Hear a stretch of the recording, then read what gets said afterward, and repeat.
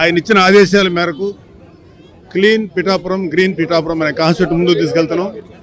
లక్కీగా ఈరోజు రాజ్యాంగ నిర్మాత బాబాసాహెబ్ అంబేద్కర్ గారి జన్మదినోత్సవం అవటం కూడా చాలా సంతోషకరం. అండ్ మన మహానాయకులు ఎవరైతే ఉన్నారో గొప్ప గొప్ప నాయకులు స్వాతంత్రం రాకముందు వచ్చిన తర్వాత కూడా అలాంటి గొప్ప నాయకుల స్ఫూర్తితోటి పిఠాపురం అభివృద్ధికి పవన్ కళ్యాణ్ గారు కృషి చేస్తారు. అలాగే మంచి వాతావరణం ఉండేలాగా, అంటే పొల్యూషన్ ఏమీ లేకుండా, అలాగే గ్రీనరీ డెవలప్ చేయడానికి ఇవన్నీ కాకుండా ఆయన చాలాసార్లు చెప్పారు పిఠాపురం ఎలా డెవలప్ చేయాలని. దానికంటూ ఆయన పిఠాపురానికి సపరేట్గా ఒక మేనిఫెస్టో రిలీజ్ చేశారు. అది మీ అందరికీ అందే ఉంటుంది. దాన్ని యాజ్ ఇట్ ఈజ్గా వీలైనంత వరకు 99% 100% దాన్ని అమలు చేయడానికి ఆయన ప్రయత్నం చేస్తారు. ప్రయత్నం కూడా చేయరని చెప్పడం కరెక్ట్ కాదు, ఆయన చేసి తీరుతారు. Thank you very much. And జై జనసేన, జై భీమ్, జై జనసేన. అందరికీ నమస్కారం. ఈరోజు అంబేద్కర్ గారి 133వ జయంతి. అలాగే దానికోసం మా అధినేత పవన్ కళ్యాణ్ గారు, పిఠాపురం జనసేన, టీడీపీ, బీజేపీ ఉమ్మడి అభ్యర్థి కొణిదెల పవన్ కళ్యాణ్ గారు ఈరోజు ఒక నినాదం తీసుకున్నారు. అదేంటంటే క్లీన్ పిఠాపురం గ్రీన్ పిఠాపురం. ఈ అంబేద్కర్ జయంతి రోజున దానికి శ్రీకారం చుట్టాం. నేను, మా పార్టీ జనరల్ సెక్రటరీ నాగబాబు గారు, అలాగే జనసేన నాయకులు, వీర మహిళలు, టీడీపీ నాయకులు అందరం కూడా కలిసి ఒక నినాదం తలబెట్టాం. అది ఏంటి అంటే క్లీన్ పిఠాపురం గ్రీన్ పిఠాపురం. ఈ పిఠాపురం నియోజకవర్గం అనేది ఎంత చెత్తగా తయారు చేశారంటే అంత చెత్తగా తయారు చేశారు. మనుషులు బయట తిరిగేటట్టు కాకుండా అన్ని రోగాలు ఇక్కడే అందుబాటులో ఉండేటట్టు, మొత్తం ఎవరు వచ్చినా వాళ్ళ అనారోగ్యం అయ్యేటట్టు, ఏ టూరిస్టులు వచ్చినా, టెంపుల్ కోసం వచ్చినా, బీచ్ కోసం వచ్చినా వాళ్ళు అనారోగ్యంగా తయారు చేసేంత కెపాసిటీని ఈ పిఠాపురానికి ఇచ్చిన ఈ వైసీపీ ప్రభుత్వం ఈ రోజుతో దాన్ని చెత్త అంతా, రోడ్డు మీద ఉన్న చెత్త అంతా ఎత్తి డస్ట్బిన్లో వేసి, అలాగే వచ్చే ఎన్నికల్లో ఈ పిఠాపురానికి పట్టిన చెత్త వైసీపీ ప్రభుత్వం ఇక్కడి నుంచి తీసి పడేసి, అండ్ వచ్చే ఎన్నికల్లో టీడీపీ, బీజేపీ, జనసేన మొత్తం రాష్ట్రమంతా, అలాగే పిఠాపురం కాకినాడ పార్లమెంట్లో కూడా హైయెస్ట్ మెజారిటీతో గెలవబోతుంది. ప్రత్యేకించి మన కాకినాడ పార్లమెంట్ ఎంపీ గారి గురించి మాట్లాడాలి అంటే ఆయన 2009లో వచ్చి ఒక గెస్ట్ హౌస్ తీసుకున్నారు. ఒక గెస్ట్ హౌస్ తీసుకుని నెల రోజులు ఇక్కడ హాలిడే చేసుకుని ఎలక్షన్ అయిన రోజునే రిటర్న్ టికెట్ తీసుకుని వెళ్ళిపోయారు. 2010లో ఎక్కడున్నారు, 11లో ఎక్కడున్నారు, 12లో ఎక్కడున్నారు, 13లో ఎక్కడున్నారో ఎవరికీ తెలియదు. 2009లో ఆయనకి మద్దతు పలికిన కూడా ఉన్న నాయకులు, మిత్రులు, బంధువులు అందరినీ కూడా రోడ్డు మీద వదిలేసి వెంటనే కండువా మార్చేసి వీళ్ళని నట్టింటా ముంచేశారు. హైదరాబాద్కి వెళ్ళి కండువా వేసేసుకున్నారు. ఇక్కడ వాళ్ళకి ఒక మాట కౌరు కూడా లేదు. అలాగే 2014లో మళ్ళా వచ్చి ఇంకో కొత్త గెస్ట్ హౌస్ తీసుకున్నారు. కొత్త గెస్ట్ హౌస్ తీసుకుని కొత్త వాళ్ళని అందరినీ జాయిన్ చేసుకున్నారు. అంటే కొత్తగా వచ్చిన వాళ్ళందరినీ పెట్టుకున్నారు. కూడా పెట్టుకుని ఆయన నమ్మి సరే ఈసారి పర్వాలేదు పాపం అని చెప్పి ఆయన కూడా నడిచారు.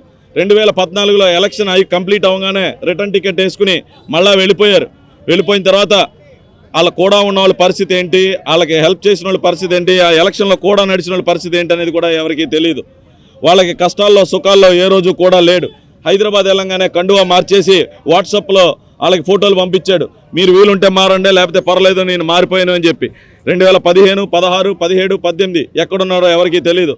2019లో వచ్చి గెస్ట్ హౌస్ తీసుకున్నారు. గెస్ట్ హౌస్ తీసుకుని నెల రోజులు ఉన్నారు.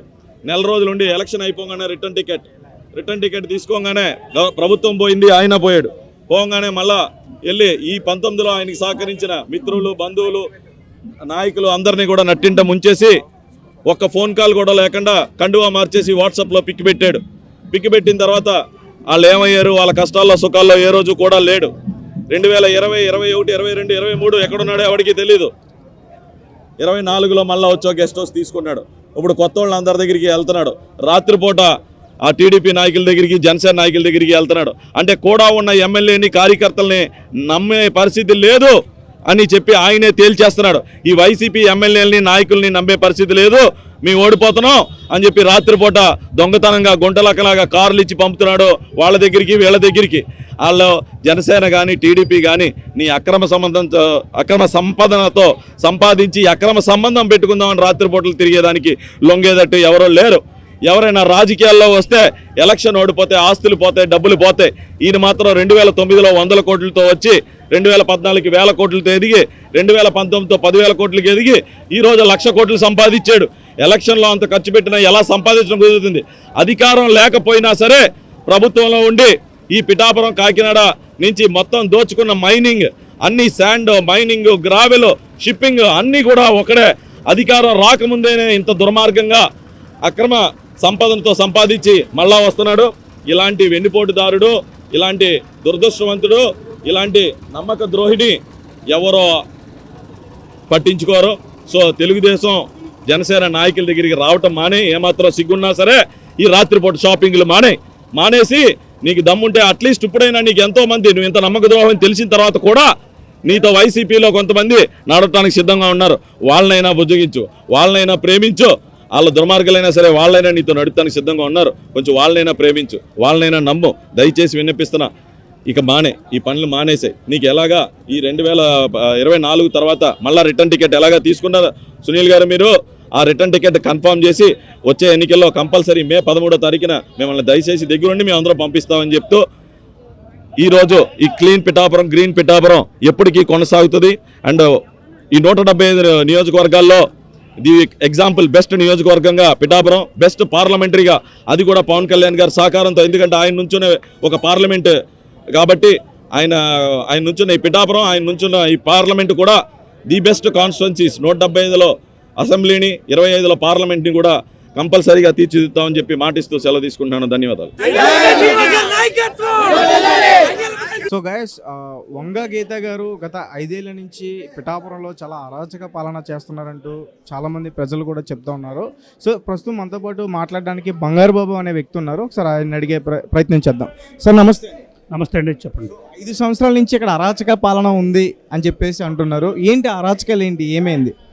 అరాచక పాలన అంటే అండి, ఇప్పుడు 5 సంవత్సరాలు బట్టి 2019 నుంచి 2024 వరకు అరాచక పాలన అండి. మేము ఎందుకు అంటున్నామంటే, ఇప్పుడు ఒక అరుగుడ ఉండి పెన్షన్ పెట్టుకుంటే నీకు 1000 చదరపు గజాలు, వాళ్ళకి ఇష్టం 1000 చదరపు గజాలు దాటిపోయిందండి.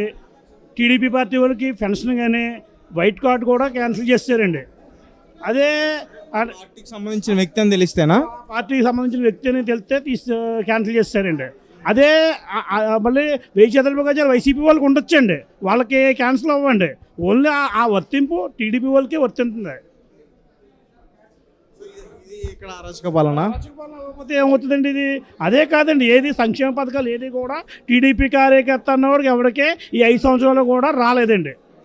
అడిగితే స్టేషన్లో కంప్లైంట్ ఇస్తాం, మీ మీద కంప్లైంట్ ఇస్తాం, ఆ విధంగా ఈ విధంగా టార్చర్ పెట్టడం. మరి దీన్ని అరాచక పాలన అన్నపోతే ఏమంటారు చెప్పండి? పిఠాపురంలో బీసీలందరూ కూడా వంగ గీత గారికి సపోర్ట్గా ఉన్నారు అని చెప్పేసి విన్నాం. అలాగే ఇక్కడ చూసుకుంటే ఇన్ఛార్జిని కూడా మిథున్ రెడ్డి సీనియర్స్ లీడర్స్ని పెట్టారు వైఎస్ఆర్సీపీ పార్టీ నుంచి. సో దాని గురించి ఏం చెప్తారు? ఏమండి, ఎవరిని ఎక్కడి నుంచి తీసుకొచ్చి పెట్టుకున్నా ఓటు మా చేతుల్లో ఉంది. మితిన్ రెడ్డి రావండి, మితిన్ రెడ్డి గారు వాళ్ళ అబ్బాయి రానివ్వండి, లేకపోతే కాకినాడ నుంచి కన్నబాబు రానివ్వండి, తుని నుంచి రాజా రానివ్వండి, వాళ్ళు ఎవరికి ఓట్లు లేవు కదండి. ఓట్లు మా దగ్గర ఉన్నాయి, మేము వెయ్యాలి కదా. ఎవరికే మాకు ఎవరో నచ్చితే వాళ్ళకి వేద్దారు. మేమే కాదు, మా జనాలు కూడా పిఠాపురం 2,30,000 మంది జనాలు కూడా ఓటర్స్ కూడా ఎవరు నచ్చడం అంటే వాళ్ళకి వేసుకుంటారు తప్ప వాళ్ళు చెప్పినట్టు ఎవరో వేయరండి.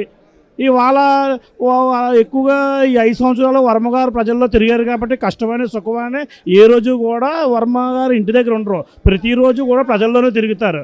అందుకని ప్రజల్లో కొంచెం దగ్గరగా ప్రజలకి వర్మకి దగ్గర సంబంధాలు ఉంటాయి. ఎందుకంటే దగ్గరగా ప్రతిదానికి ఊళ్ళో ప్రతి గ్రామంలో రోజుకి 2-3 సార్లు టచ్లో ఉండడం వల్ల ప్రతి ఒళ్ళు ఏ కష్టం వచ్చినా వర్మగారు ఫోన్ చేసి హాస్పిటల్ రానివ్వండి, హాస్పిటల్లో సమస్య వచ్చినా, లేదంటే రైతులకు వాటర్ రాకపోయినా, చదువుకుంటే కుర్రోళ్ళకి ఏదైనా కాలేజీలో సీట్లు రాకపోయినా, స్కాలర్షిప్ రాకపోయినా, ఏ టు జెడ్ చిన్న 10 సంవత్సరాల కాన్వెంట్లో సీట్లు రాకపోయినా, పుట్టిన పిల్లకాడి నుంచి చనిపోయే వరకు కూడా ప్రతి ఓడికి వరంగారితో టచ్లోనే ఉంటారు. ప్రతి ఓడి అవసరం తీరుతాడు అలాగే ఫోన్లోనే. అధికారం ఉండే, ప్రతిపక్షంలో ఉండే అధికారులు నిలదీసి అడిగి ఆ సమస్య అక్కడితో క్లియర్ చేస్తాడండి వర్మ అన్నవాడు. అందుకని వర్మ ప్రజల్లో దగ్గరగా ఉంటాడండి. ప్రజలు నాలుగు మీద ఇంట్లో పెద్ద కొడుకు కింద చూస్తారు. ప్రతి కుటుంబంలో కూడా వర్మగారిని అయితే పెద్ద కొడుకు కింద చూస్తారండి. అందుకే ఇప్పుడు వర్మగారు ప్రచారం చేసినా చేయకపోయినా పవన్ కళ్యాణ్ గారు గెలుస్తారు అంటున్నారు. జరిగే పనేనా? చెయ్యాలన్నారు, హార్ట్ఫుల్గా చేస్తున్నారండి. ఆయన ఉదయం అక్కడ ఎన్ని గంటలు ఎత్తున్నాడో తెలియదండి. మాకు పిఠాపురం వచ్చేటప్పటికి 6 గంటలకి ఇక్కడ పిఠాపురం ఉంటాడండి. ఎండాకాలంలో కూడా 1 గంట వరకు గ్రామంలో ఇవాళ పొద్దున్నేసి 28, 29, 27 3 వార్డులు ఇప్పటికి తిరుగుతూనే ఉన్నారండి. డోర్ టు డోర్ తిరుగుతున్నారు. సాయంకాలం ఈ లోపల మళ్ళీ మధ్యాహ్నం ఉన్నది కమిటీ వాళ్ళతో మీటింగ్లు ఉంటాయండి. సాయంత్రం మళ్ళీ వేరే గ్రామం పెట్టారండి, ఇరవాడ పెట్టారండి. ఇవాళ ఇరవై గ్రామం అంతా కనీసం అక్కడ 4,000 మంది మేజర్ పంచాయతీ అండి. అది అక్కడ తిరగడం కూడా సాయంత్రం వరకు నైట్ అంతా సరిపోద్దండి. అంటే అంత హార్ట్ఫుల్గా తిరుగుతుందండి వరమన్నవాడి వాళ్ళ. అంటే జనసేన పవన్ కళ్యాణ్ నెగ్గాలన్న ఉద్దేశంతో పవన్ కళ్యాణ్ గారు, తర్వాత ఎంపీ క్యాండిడేట్ ఉదయ్ శ్రీని గారు ఇద్దరు నెగ్గాలన్న ఉద్దేశంతో ఇక ఆయన తిరగడం జరుగుతుందండి.